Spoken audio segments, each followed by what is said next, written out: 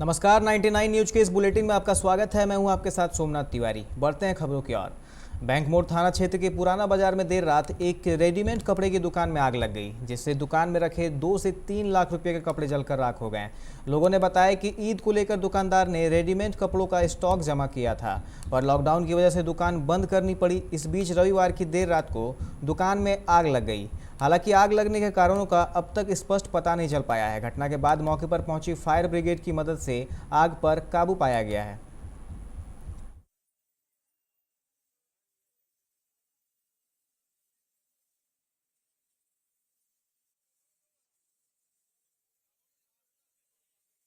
सूचना मिला, हम लोग आगे बताया तो आगे स्थानीय आदमी से पता करना होगा कि मेरा कैसे आग लगा है। आग पर काबू पा लिया गया। हाँ, आग तो बुझ गई है, थोड़ा बहुत और है। कंट्रोल हो गया है। कंट्रोल हो गया ना। हाँ। निरसा केएसजीएम कॉलेज के समीप डीवीसी का पेयजल पूर्ति पाइप कई दिनों से क्षतिग्रस्त अवस्था में है, जिसके कारण प्रतिदिन हजारों गैलन पीने का पानी सड़क पर बहकर बर्बाद हो रहा है। पर सूचना के बाद भी निरसा के पेयजल पूर्ति विभाग इसे ठीक करने की दिशा में कोई पहल नहीं कर रही है, जिस वजह से कई इलाकों में पेयजल संकट गहराने लगा है। हम आपको बताएं कि गर्मी की शुरुआत में ही कई इलाकों में पीने की पानी का घोर किल्लत रहता है, पर विभाग की लापरवाही से कई अन्य स्थानों में भी पानी की किल्लत हो रही है।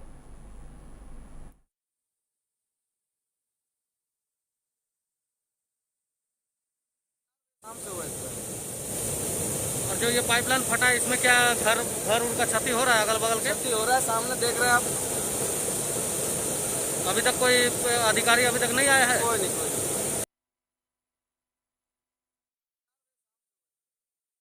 पश्चिम बंगाल विधानसभा चुनाव के संपन्न होने के साथ ही हिंसा भी शुरू हो गई है। रविवार देर शाम आसनसोल बाजार स्थित बीजेपी पार्टी कार्यालय पर हमला कर तोड़फोड़ किया गया है।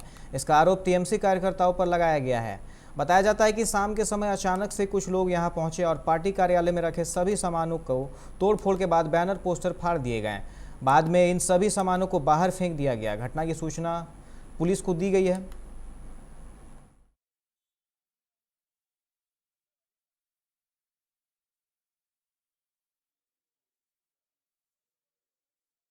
हाँ, तो अपनी जगह है। जो जनगण जिसको सपोर्ट करेगा वो जीतेगा, वो हारेगा, ये लोकतंत्र की बात है। लेकिन इस तरह का अगर शहर को डिस्टर्ब करेगा, जीतने के बाद इस तरह का तोड़भांग हमारे ऑफिस में करेगा तो शहर डिस्टर्ब हो जाएगा।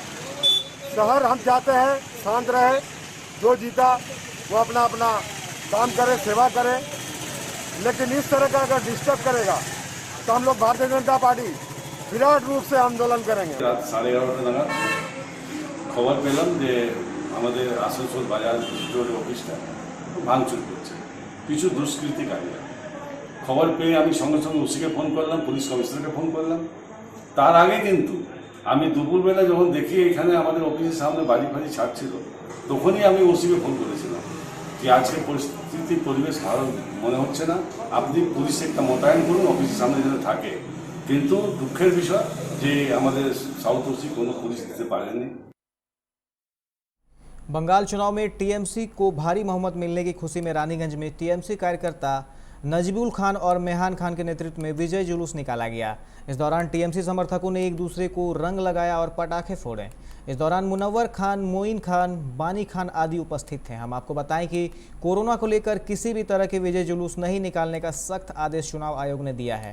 बावजूद इसके यहां सैकड़ों की संख्या में लोग सड़क पर उतरकर विजय जुलूस में शामिल हुए। जुलूस में शामिल इक्के दुक्के लोग ही मास्क पहने थे। यहाँ सोशल डिस्टेंसिंग की खूब धज्जियां उड़ाई गई।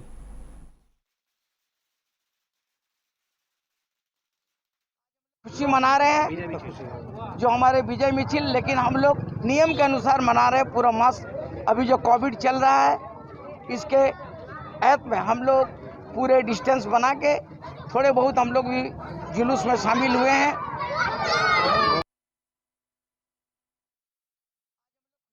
बोकारो सिटी सब्जी मंडी दूंदीबाग में सब्जी विक्रेताओं ने पुलिस पर जमकर पथराव किया है। इस हमले में एसआई पिंकू कुमार सिंह की वर्दी फट गई है, हल्की चोटें भी आई हैं। पुलिस को सूचना मिली थी कि यहाँ काफ़ी भीड़ भाड़ है और सोशल डिस्टेंसिंग का पालन नहीं किया जा रहा है। पुलिस बाजार पहुंची और एक सब्जी विक्रेता को पकड़ थाने ले आई। इसी दौरान बाकी के सब्जी विक्रेता भड़क गए और पुलिस पर हमला कर दिया। इस मामले में एक व्यक्ति को पुलिस ने हिरासत में भी लिया है।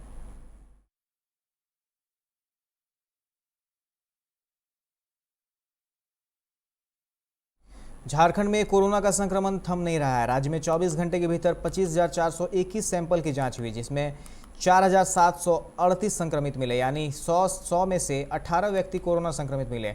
115 लोगों की मौत हुई। हालांकि अच्छी बात यह है कि एक दिन में 4,541 लोग ठीक भी हुए हैं। इसके साथ ही राज्य में अब एक्टिव मरीजों की संख्या 58,519 हो गई है।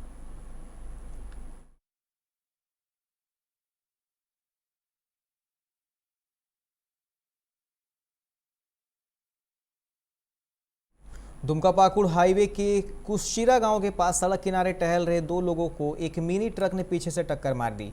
हादसे में एक व्यक्ति की मौत हो गई जबकि दूसरा जख्मी है। घटना की सूचना के बाद मौके पर पहुंची पुलिस ने सबको पोस्टमार्टम के लिए भिजवा वापस थाने लौट रही थी। इसी बीच छतरचुआ गांव के पास पुलिस की गाड़ी भी अनियंत्रित होकर दीवार से टकरा गई और थाने के मुंशी जख्मी हो गए।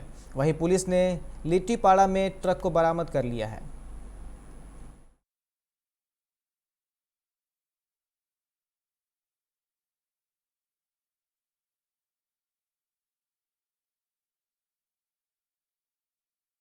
चाईबासा के रायकेरा गांव तालाब से एक युवती की लाश बरामद की गई। लोगों की नज़र जब तालाब पर पड़ी तो उन्हें पानी के ऊपर 2 हाथ नजर आए। लोगों ने फौरन इसकी सूचना पुलिस को दी। मौके पर पहुंची पुलिस ने पानी से युवती का शव बाहर निकलवाया और पोस्टमार्टम के लिए भिजवा दिया। फिलहाल युवती की पहचान नहीं की जा सकी है। युवती की हत्या कर तालाब में फेंकने की लोग आशंका जाहिर कर रहे हैं।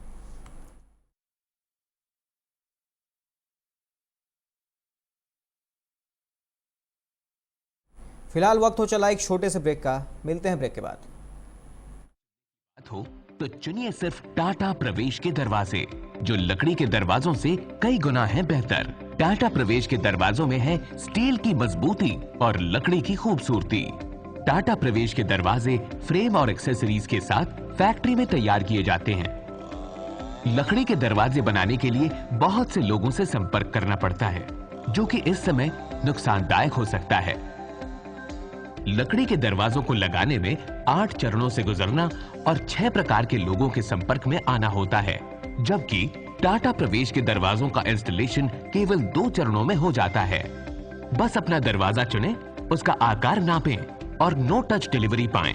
इसे हमारी प्रशिक्षित इंस्टॉलेशन टीम द्वारा लगाया जाता है, जो सैनिटाइजेशन प्रोटोकॉल्स का ख्याल रखती है। टाटा प्रवेश के दरवाजे लकड़ी के दरवाजों से कई गुना मजबूत होते हैं और आपके परिवार को सुरक्षित रखते हैं। स्टील के बने होने के कारण इन दरवाजों में स्वाभाविक रूप से न तो दीमक लगता है और न ही इनमें आग पकड़ने का डर होता है। टाटा प्रवेश के दरवाजे मेंटेनेंस फ्री और वेदर प्रूफ होते हैं। सामान्य लकड़ी के दरवाजों की तरह ये न तो सिकुड़ते फैलते हैं और न ही इनमें दरार आती है। लकड़ी के दरवाजों की गुणवत्ता और उनका टिकाऊपन प्रमाणित नहीं होता, जबकि टाटा प्रवेश के दरवाजे उम्दा फिनिश, कई डिजाइन के और 5 वर्षों की वारंटी के साथ आते हैं। एक बात और, लकड़ी के दरवाजों के लिए जंगलों की कटाई होती है, वहीं दूसरी ओर टाटा प्रवेश के दरवाजे पेड़ों को कटने से बचाते हैं तथा ये 100% रिसाइक्लेबल होते हैं।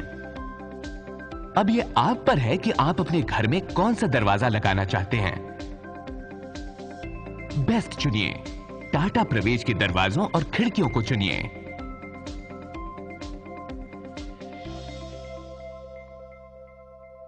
Authorised distributor Shri Ram sales, GT road, Govindpur, Dhanbad. आप इस नंबर पर संपर्क कर सकते हैं 7004709213 9534400091। Hey, I'm sexy Mr. Brown, a prince who's just been crowned. I can brighten up your day, 'cause I'm so sunny. Hey, I'm sexy Mr. Brown, heading out to town. You can hate me all the way, 'cause I got my honey. And that's not funny, my honey makes me sing all night.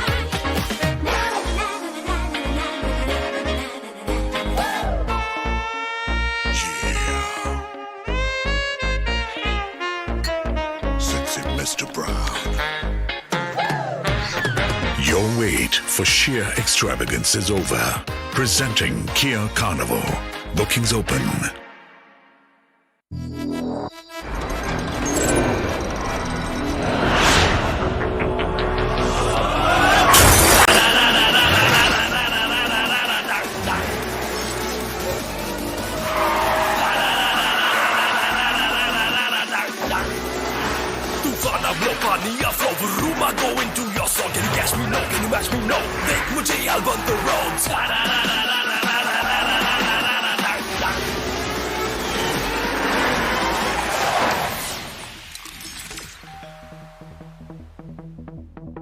Hi.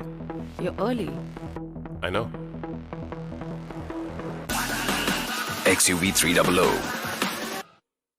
Authorised dealer model fuels Dhanbad Bokaro Giridih. आप इस number पर संपर्क कर सकते हैं 8929207235, 8929207236, 9711355896। जय TMT, भरोसा अटूट एवं सुरक्षित निर्माण का।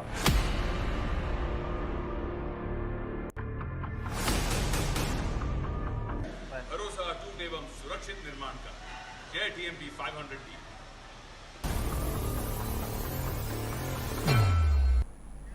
ब्रेक के बाद आप सभी का स्वागत है। बढ़ते हैं अगली खबर की ओर। देश में कोरोना वायरस पर काबू करने के लिए सुप्रीम कोर्ट ने केंद्र और राज्य सरकार से लॉकडाउन पर विचार करने की बात कही है। कोर्ट ने कहा है कि हम गंभीर रूप से केंद्र और राज्य सरकारों से सामूहिक समारोह और सुपर स्प्रेडर घटनाओं पर प्रतिबंध लगाने पर विचार करने का आग्रह करेंगे। वे जन कल्याण के हित में वायरस को रोकने के लिए लॉकडाउन लगाने पर भी विचार कर सकते हैं। कोर्ट के मुताबिक विशेष रूप से हाशिए पर रहने वाले समुदायों पर लॉकडाउन का असर पड़ सकता है। उनके लिए खास इंतजाम किए जाएं।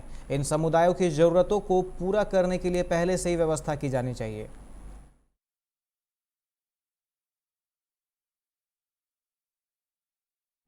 उत्तर प्रदेश में कोरोना वायरस से बढ़ते मामले देख मुख्यमंत्री योगी आदित्यनाथ ने बड़ा फैसला लिया है।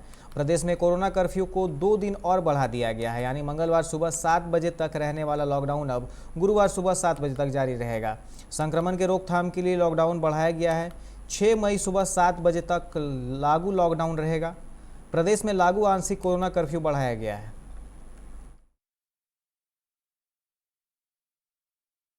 कर्नाटक में कोविड-19 महामारी के कारण हालात काफ़ी ख़राब हैं। यहाँ से भी ऑक्सीजन की किल्लत के कारण मौतों की खबर सामने आ रही है। सोमवार को चामराजनगर जिला अस्पताल में 24 मरीजों की मौत हो गई। यह जानकारी जिला प्रभारी सुरेश कुमार ने दी। उन्होंने बताया, चामराजनगर जिला अस्पताल में पिछले 24 घंटों में ऑक्सीजन की कमी और अन्य कारणों से 24 मरीजों की मौत हो गई। इनमें कोरोना के मरीज भी थे। हम डेथ ऑडिट रिपोर्ट का इंतजार कर रहे हैं।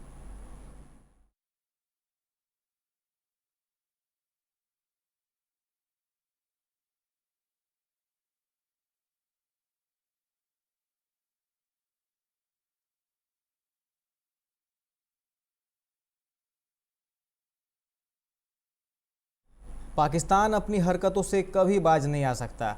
फरवरी में भारत पाकिस्तान सेना के बीच युद्ध विराम को लेकर हुई पुनः संधि को पाकिस्तानी सैनिक करीब 2 महीने भी निभा नहीं सके। आज सुबह 6 बजे के करीब पाकिस्तानी रेंजरों ने सांबा सेक्टर में सीमा से सटे रामगढ़ इलाके में गश्त लगा रहे बीएसएफ जवानों के एक गश्ती दल को निशाना बनाते हुए अचानक से गोलीबारी शुरू कर दी।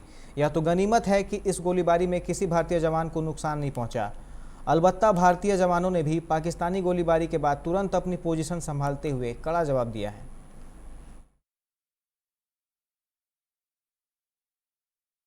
दिल्ली में कोरोना वायरस संक्रमण के मामले लगातार रिकॉर्ड तोड़ रहे हैं। वहीं मौतों की संख्या भी डरा रही है। रविवार को 24 घंटे के दौरान 400 से अधिक लोगों की जान कोरोना से चली गई। यह अब तक का मौत का सबसे बड़ा आंकड़ा है। इस बीच दिल्ली में कोरोना वायरस संक्रमण के बेकाबू होते हालात के बीच दिल्ली में आम आदमी पार्टी सरकार ने सेना की मदद मांगी है। सोमवार को पूर्वी दिल्ली स्थित टीकाकरण केंद्रों पर पहुंचे उप मुख्यमंत्री मनीष सिसोदिया ने बताया कि उन्होंने रक्षा मंत्री राजनाथ सिंह को पत्र लिखकर सेना की मदद मांगी है।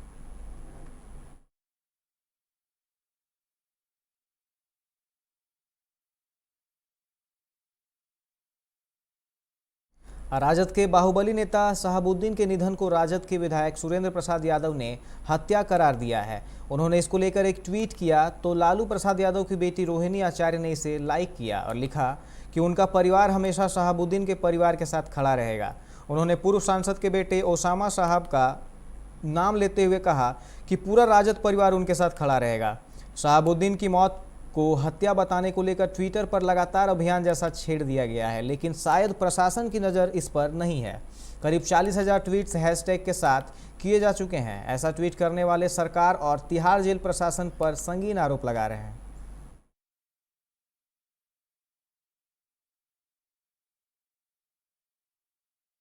बंगाल में तृणमूल कांग्रेस की जीत पर नेता प्रतिपक्ष तेजस्वी यादव ने ममता बनर्जी को बधाई दी है।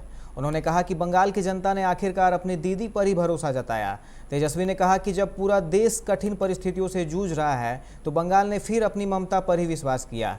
यह जनता की स्नेह और विश्वास की जीत के साथ ममता बनर्जी के दृढ़ और कुशल नेतृत्व का नतीजा है। राजद के प्रदेश अध्यक्ष जगदानंद सिंह ने कहा कि बंगाल ने उन्माद और उदंडता की राजनीति को सबक सिखाया है, साथ ही देश की राजनीति को एक नई दिशा देने का संकेत दिया है। भाजपा ने सभी हथकंडे अपनाए थे, लेकिन तब भी जीत नसीब नहीं हुई। प्रवक्ता चितरंजन गगन, प्रदेश महासचिव विनोद यादव एवं महासचिव प्रमोद कुमार सिन्हा ने भी ममता को बधाई दी है।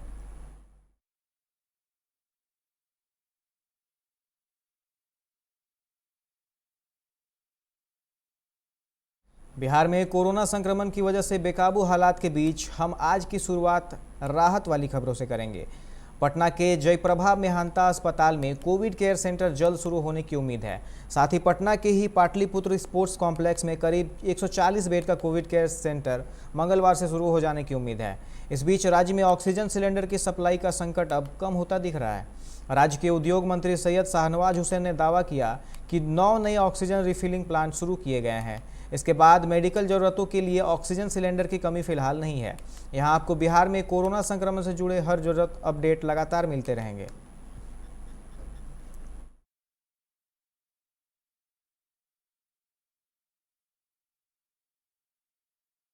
बिहार में कोरोना के लगातार बढ़ते मामलों के बीच पूर्ण लॉकडाउन लगाने के लिए सरकार पर दबाव लगातार ही बढ़ता जा रहा है। इंडियन मेडिकल एसोसिएशन के डॉक्टरों ने सरकार से कम 10 दिनों के लिए पूर्ण लॉकडाउन लगाने की मांग की है, ताकि कोरोना वायरस के संक्रमण की चेन को तोड़ा जा सके। आईएमए के मुताबिक कोरोना की दूसरी लहर में बिहार के 42 डॉक्टर कोविड संक्रमण के कारण अपनी जान गंवा चुके हैं। इनमें से ज़्यादा तो कोरोना का टीका भी ले चुके थे। इससे पहले पटना एम्स की टीम ने 5 मई से लॉकडाउन लगाने की सलाह सरकार को दी थी। अब बिहार के व्यवसायी मंगलवार को उप मुख्यमंत्री तारकिशोर प्रसाद से वर्चुअल संवाद के जरिए पूर्ण लॉकडाउन की मांग दोहराएंगे।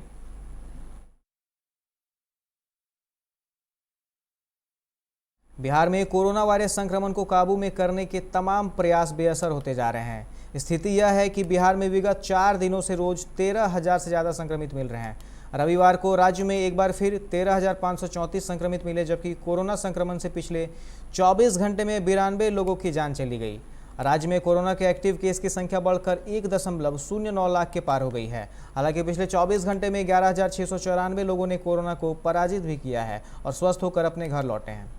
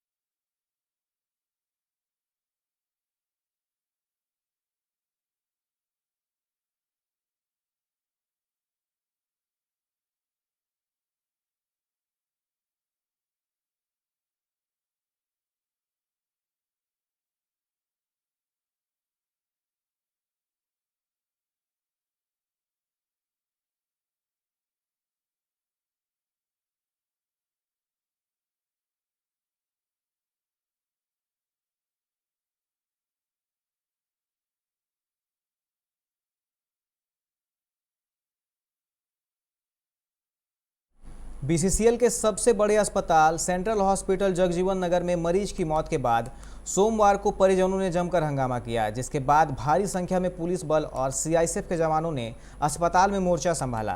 पीड़ित परिवार का आरोप है कि लोधना कोलियरी में पदस्थापित बीसीसीएल कर्मी को अस्पताल में भर्ती कराया था, जहां चिकित्सक ने मरीजों को देखना जरूरी नहीं समझा।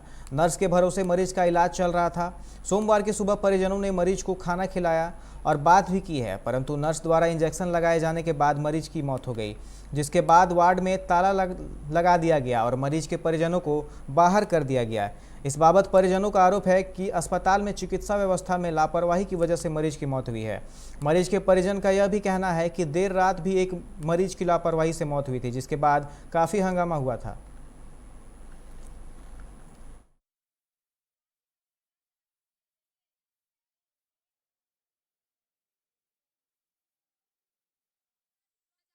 कोरोना नेगेटिव निकला, इसको भर्ती ले लिया। भर्ती लेने के बाद खाली ऑक्सीजन दे रहा। अरे डॉक्टर आएगा, पूछेगा, उसका सीटी स्कैन करो, उसका फोटो करवाइए, उसका सीटी स्कैन का मरीज को प्रॉब्लम है पूछिए। तो आज क्या हुआ, अभी क्या हुआ? अभी कुछ नहीं हुआ था, बस अभी ठीक थे। सांस जैसे पहले था वैसे आज भी थे। सांस ले रहा था, पल्स जितना हो रहा था, कभी ऊपर नीचे पल्स हो ही रहा था। अबू का ठीक से खाना वाना खाए, दवा तो नहीं खा पाए। पुलिस क्यों आई है? पुलिस बस उन लोग को पूरा बचाने के लिए नर्स लोग को ना रात में जब जान लिया ने तो बहुत हंगामा हुआ यहाँ। अभी के इस बुलेटिन में फिलहाल इतना ही। तमाम खबरों के लिए आप देखते रहे 99 न्यूज। नमस्कार।